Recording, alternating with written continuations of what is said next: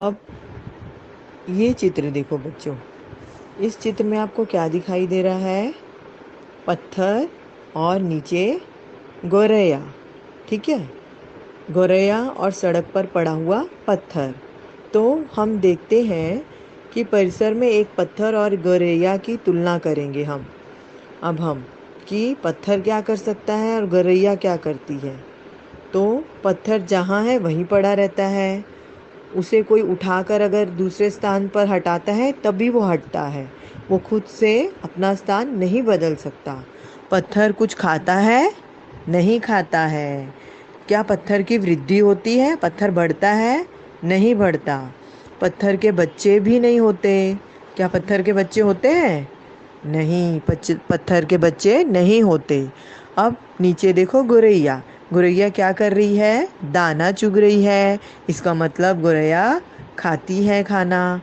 उसके बाद आप देखो गोरैया, पेड़ पर गोरैया ने क्या बनाया हुआ है? घोंसला। और घोंसले में क्या है? बच्चे।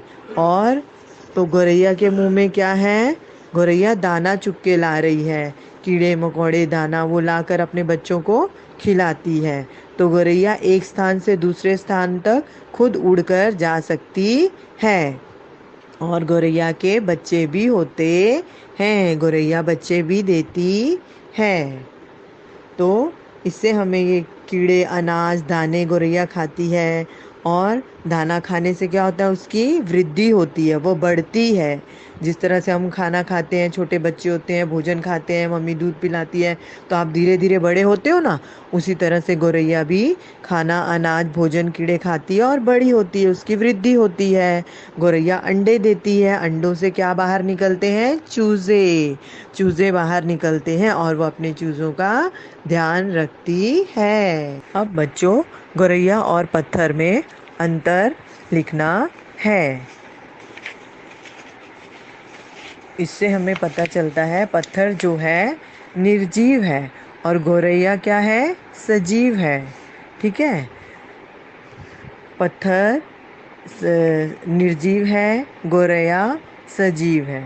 पत्थर अपना स्थान नहीं बदलता, गोरैया अपना स्थान बदल सकती है। पत्थर भोजन नहीं करता, गोरैया भोजन करती है। पत्थर बच्चे नहीं देता और गोरैया अंडे देती है और अंडों से चूजे निकलते हैं। तो ये पत्थर और गोरैया में अंतर था। गोरैया और पत्थर में अंतर आपको दिखाई दिया? क्यों दिखाई दिया? क्योंकि एक सजीव है और एक निर्जीव है। पत्थर क्या है? निर्जीव है। गोरैया क्या है? सजीव है। समझ आया? अब उसी तरह से सजीव वस्तुएं और निर्जीव वस्तुएं। सजीवों के भी दो समूह होते हैं। सजीव जो चल फिर सकते हैं, एक जगह से दूसरी जगह जा सकते हैं, खाना खाते हैं और पानी पीते हैं और प्रजनन करते हैं। प्रजनन यानी कि वो बच्चों को जन्म दे सकते हैं। सजीवों के दो समूह बनते हैं। उस सजीवों के दो समूह कौन से हैं? प्राणी और वनस्पति।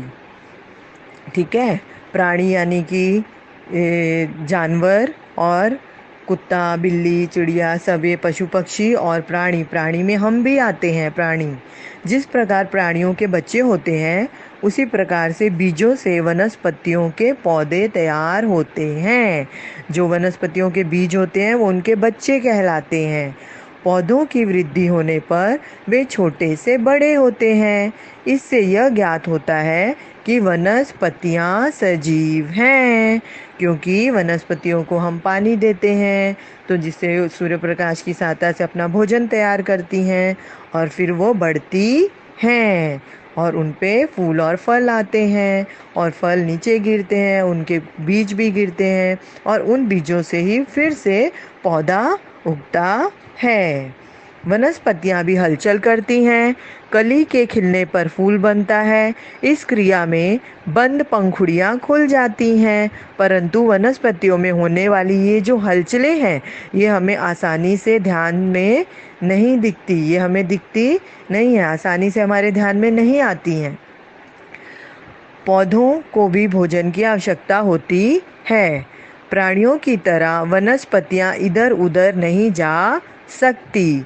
जड़ों के सहारे वनस्पतियां एक ही स्थान पर जकड़ी हुई स्थिर रहती हैं। वनस्पतियों और प्राणियों में ये बहुत बड़ा अंतर है। हम इससे हमें यह ज्ञात होता है कि जो वृक्ष है, जो वनस्पतियां हैं, वो भी सजीव हैं।